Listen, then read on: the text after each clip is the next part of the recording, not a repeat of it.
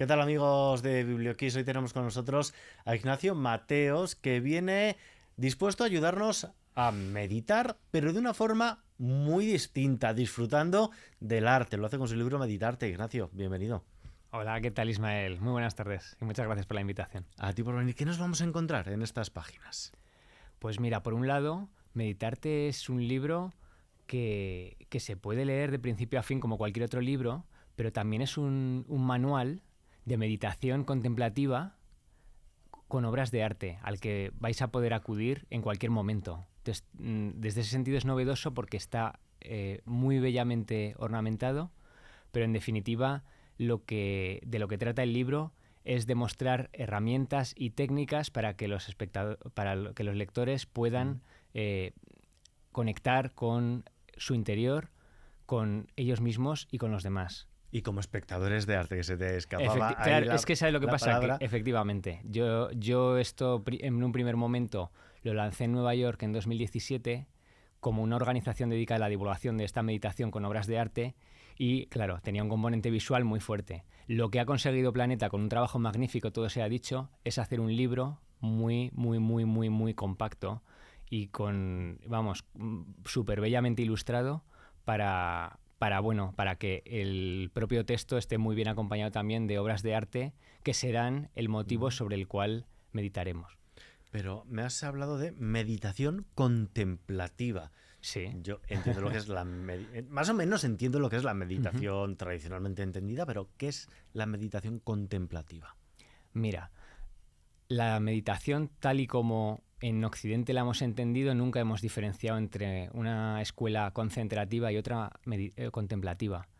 La concentrativa es la que estamos normalmente acostumbrados a escuchar o incluso a practicar, ¿no? Como puede ser el mindfulness. Es concentrativa porque tú te concentras en tu interior, es decir, en un motivo como puede ser la respiración, como puede ser un mantra, es decir, es centrípeta, por así decirlo. En cambio, la meditación contemplativa es centrífuga.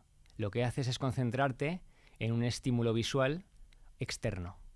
Y esto es una tradición, suena como muy novedoso esto de la meditación contemplativa, pero es que nadie lo ha, digamos, acercado suficiente a Occidente. Pero hay tradiciones orientales que han meditado a través de la estética. Por ejemplo, tenemos por un lado la meditación con mandalas, que es de la tradición budista tántrica.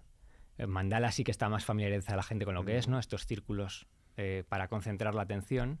Sí, que cogemos los lápices, los rotuladores y nos podemos acolorear. Exactamente.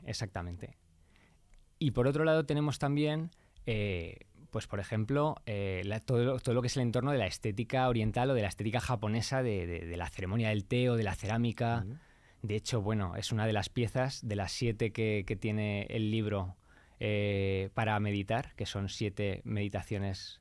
Bueno, ya prefiero casi que lo descubra el lector, pero bueno, encantado de contaros también. Sí, son 7 bloques, 7 elementos, podemos decir, que están convertidos, en este caso, en capítulos y que es una pequeña meditación guiada en torno a elementos como el agua, el fuego, el aire, el metal o la madera, y además ilustrado cada uno con un motivo. Exactamente, lo has explicado súper bien.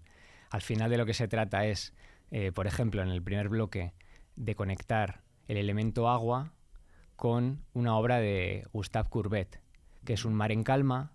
Entonces lo que se hace es un juego, también utilizando poesía hasta cierto punto, entre el símil que tiene las olas del agua, de las olas del mar, con nuestra propia respiración.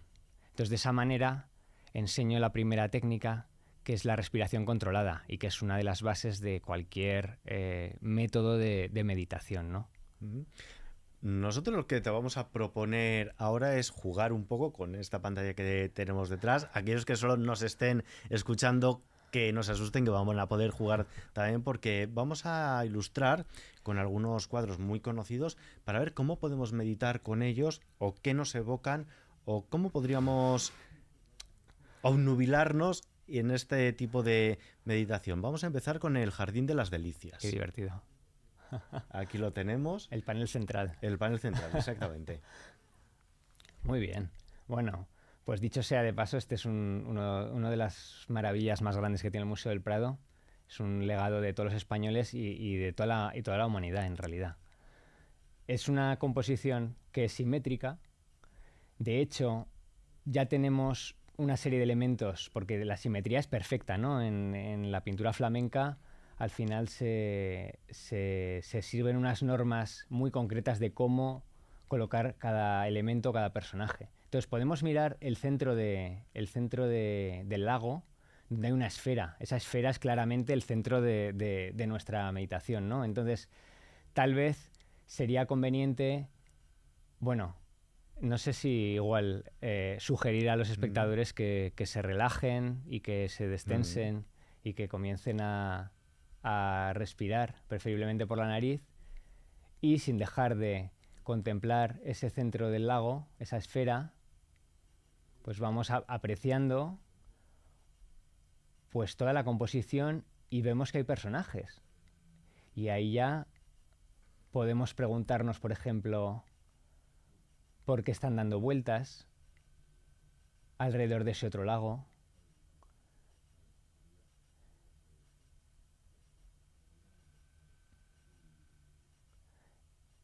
Y nos vamos relajando.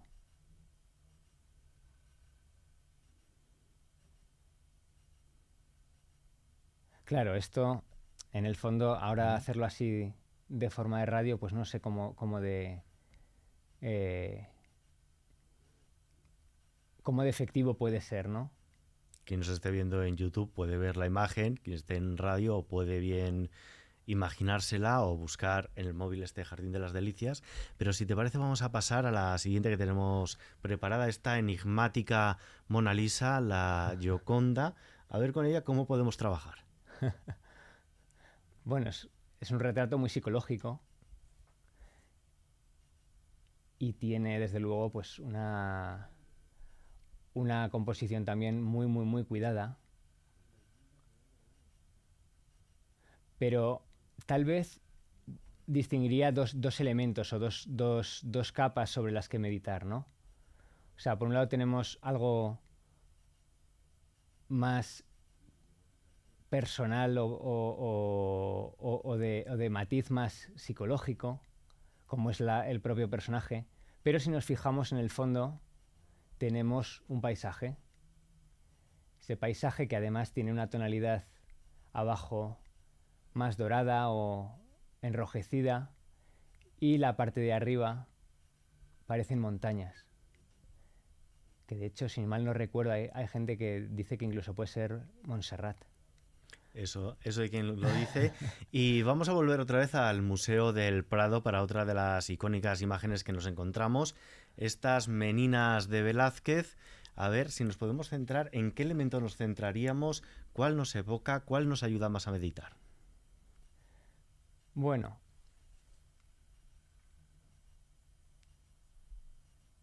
yo, La yo infanta aquí Margarita en tal el vez, centro, los claro, reyes en el espejo del claro. fondo, el perrete en la esquina. Aquí de nuevo, bueno, podemos encontrar elementos que nos ordenen, porque desde luego la habitación es descomunal, ¿no? Y al final, todos los espacios grandes, como hacen las iglesias o como hacen los templos, al final esa sensación de amplitud, pues sí que permite respirar, ¿no? Sí que es verdad que tal vez al haber tanto personaje, eh, bueno, puede resultar como que somos, en realidad, no buscar nosotros el centro, que podría ser el espejo del final, sino que somos nosotros el centro de la atención, ¿no? De hecho, uno de los... este cuadro es sobre el espacio, ¿no? Y cómo las miradas de los personajes se entrecruzan, incluso en un momento con nosotros mismos, con el espectador, ¿no? De todas formas, por darle un pequeño matiz bueno, a este pequeño juego que habéis Mm. montado, sí que es verdad que para favorecer la meditación, las obras que mejor funcionan son paisajes o incluso obras de naturaleza abstracta.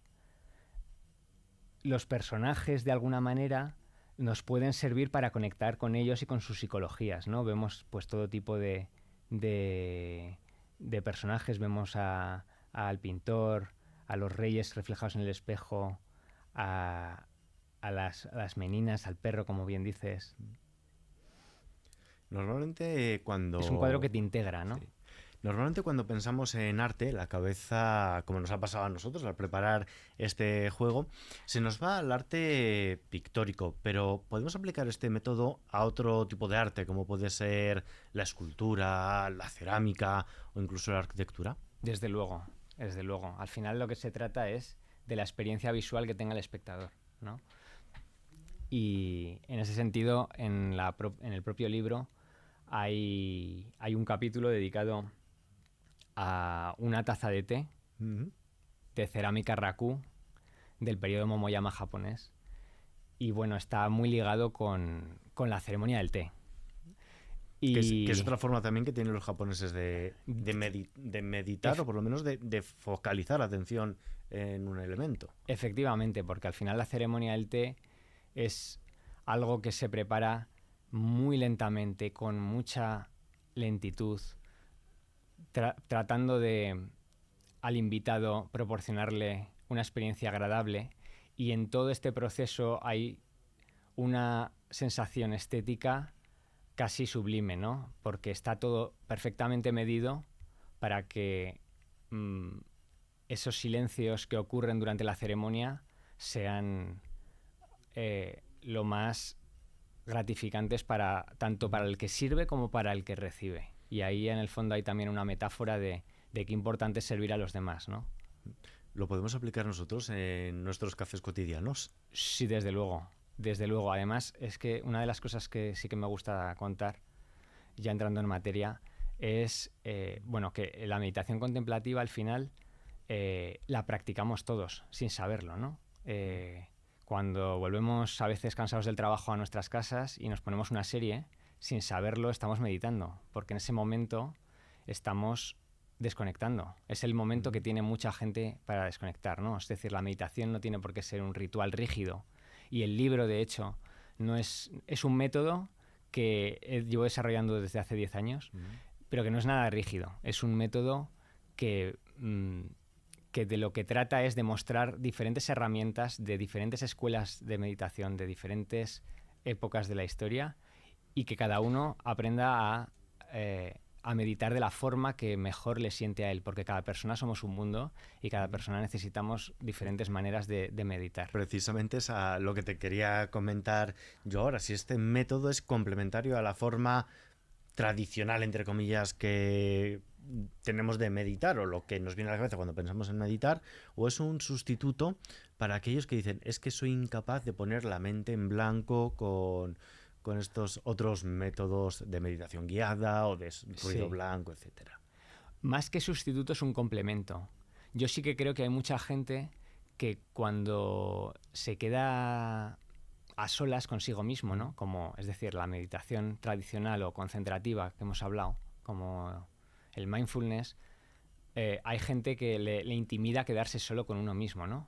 Entonces, el tener un motivo como puede ser una obra de arte como apoyo sobre el que te digan, aquí puedes concentrar tu atención, pues eso va a facilitar mucho al público el poder conectar con todas estas enseñanzas, porque meditar no es cerrar los ojos, sentarte en una postura de loto y comenzar a levitar por la sala alcanzando el nirvana, ¿no?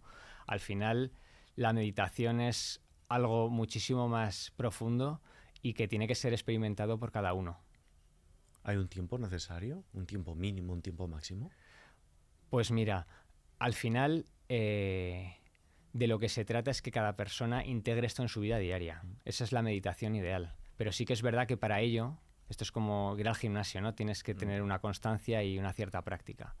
Entonces, sí que yo siempre digo entre 10 y 20 minutos es lo ideal. Yo de hecho todas las mañanas sí que medito con estos métodos y sí que al menos 20 minutos a mí me gusta, pero yo entiendo que con 5 o 10 minutos mucha gente puede ser necesario para, digamos, educar a nuestra mente a este tipo bueno, de meditación, ¿no?